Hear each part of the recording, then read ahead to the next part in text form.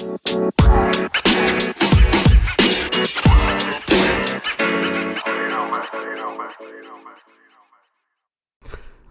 everyone and welcome to the side panel.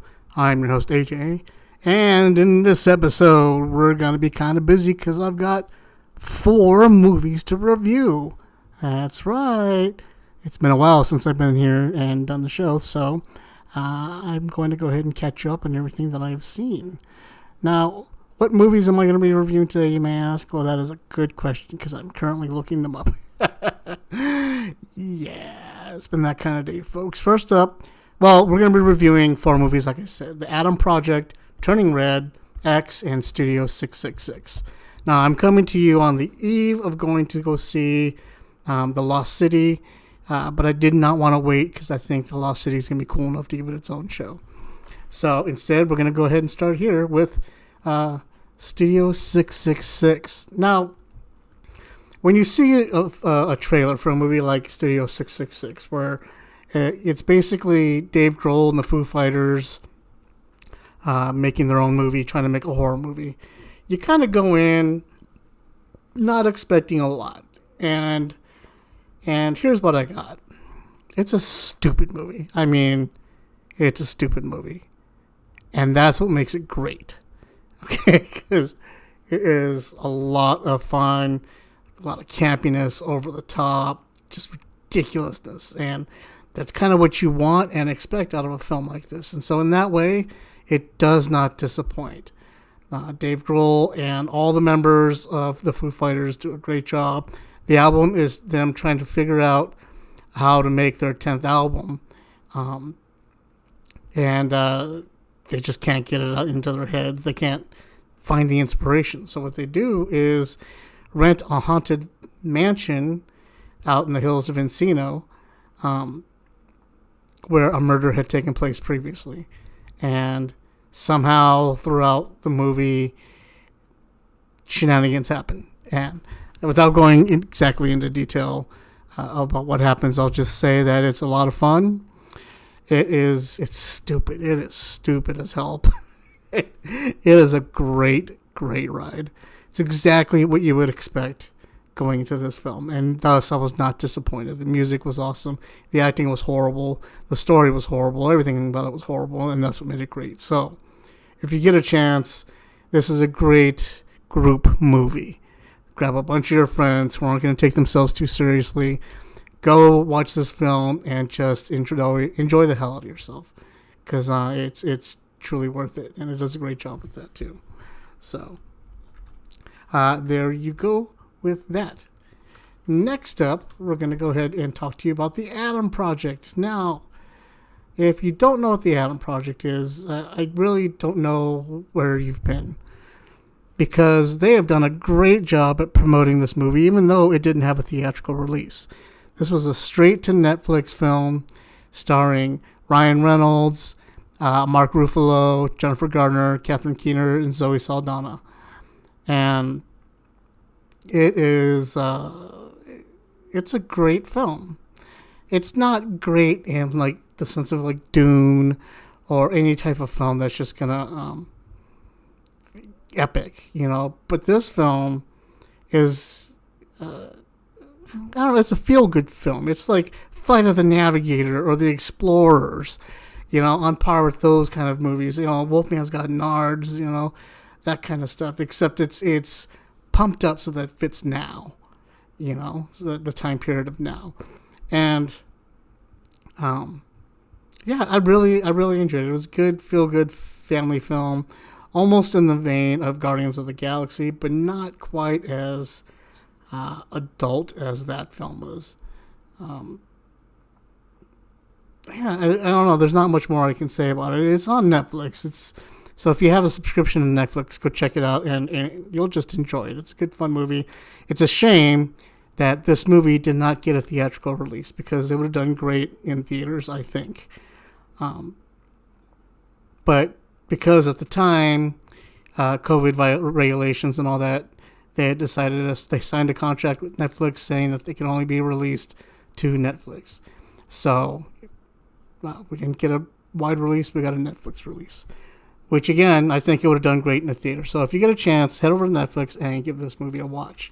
Another film that is also a lot of fun, but suffered from not being released in the movie theaters is Turning Red. Turning Red is a Pixar movie, and one of the few films by Pixar that will never be released in the movie theater, because Disney decided that it had too many adult themes in it that fans would be offended by, so it was safer to release it on their streaming channel, Disney Plus. It did have limited runs at the El Capitan Theater, AMC Empire, and the Great Lake Theater, and Grand Lake Theater, sorry. But they were so limited and everything, you just couldn't get a chance to get out there and see it on the big screen.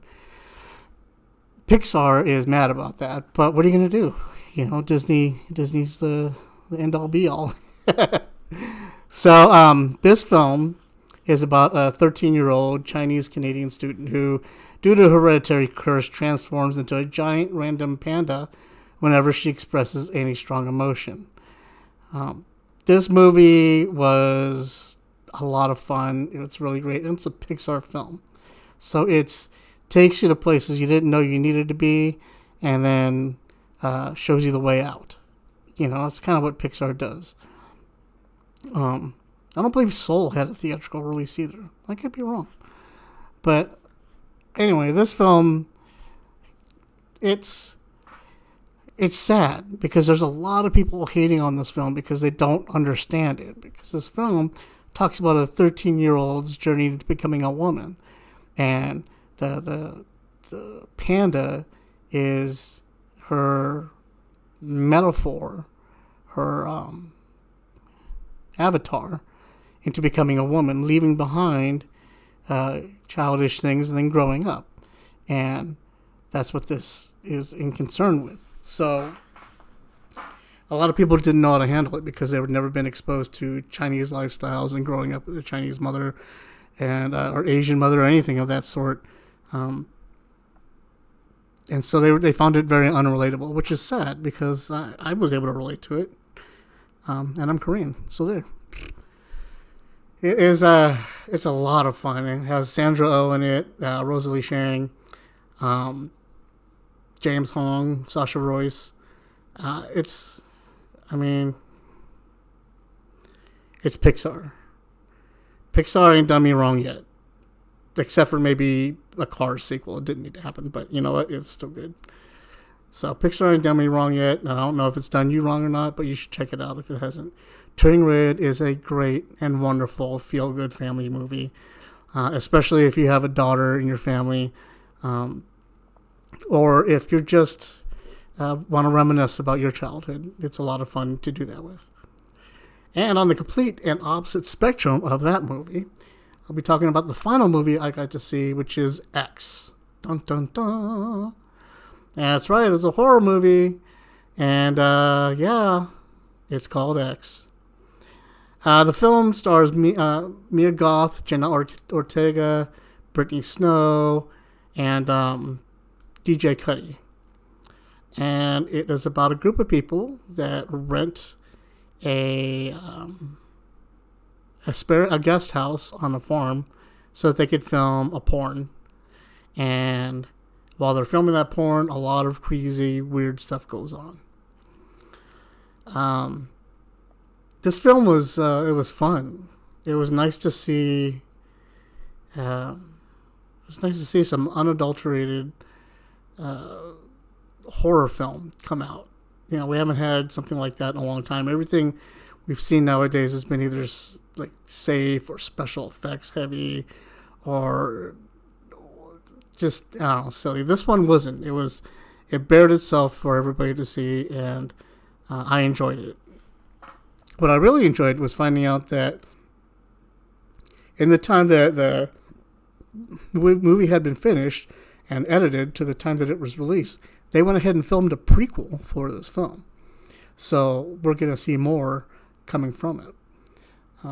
There's not a lot I can get into when it comes to anything as far as in depth with the movie goes, because it's going to give it all away. All I can say is that there's a lot of fun stuff going on. a lot of creepy stuff going on, a lot of stuff where you're just really worried about what you're going to look like when you get old. And yeah, but it is kind of cool, in my opinion. Now, before I go, I will tell you that I don't know if the Adam Project had any after credit scenes. I know Turning Red didn't. X did, so you're going to want to stick around because it shows you a trailer of the prequel that's coming out. It's a full-bred trailer.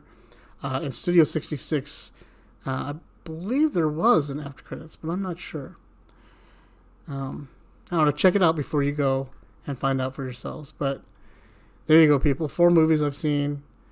Yeah, I hope you've enjoyed it. I miss you guys, but shoot me an email or call in, something like that. Let me know any movies you have recommended, any questions you may have about other movies. If you don't agree on my opinion of any of the films, you're more than welcome to join me on here as we debate any of these movies, either by calling in, emailing forbiddenpanel@gmail.com, or just hitting me up and seeing if you can come into the studio and join me.